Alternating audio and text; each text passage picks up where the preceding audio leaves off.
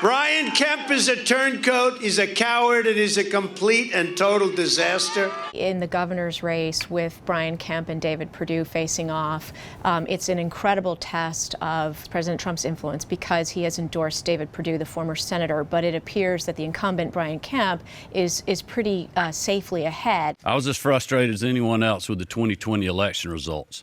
And I actually did something about it, working with the Georgia General Assembly to address those issues in Senate Bill 202, the Elections Integrity Act. Half the people voted in this election so far did not vote in the 18 primary, so they would not be included in any of the polls that we're talking about.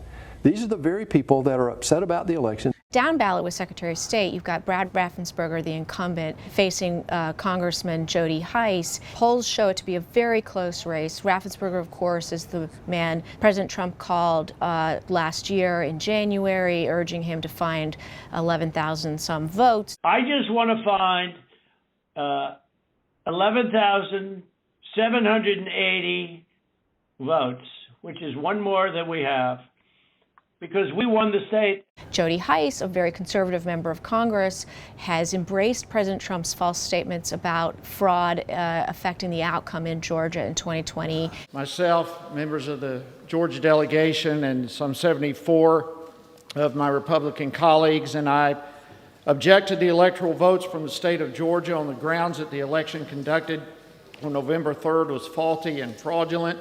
Jody Hice has done nothing to pass election integrity legislation while in Congress for over 7 years. Absolutely nothing.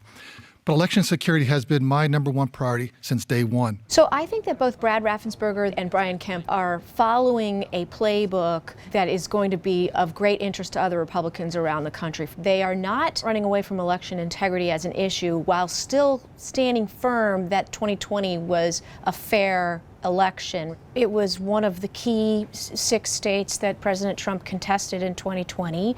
It was also one of the narrowest wins for Joe Biden. This is the next big federal election following that seismic year, and that's one of the reasons why we're all very interested in Georgia.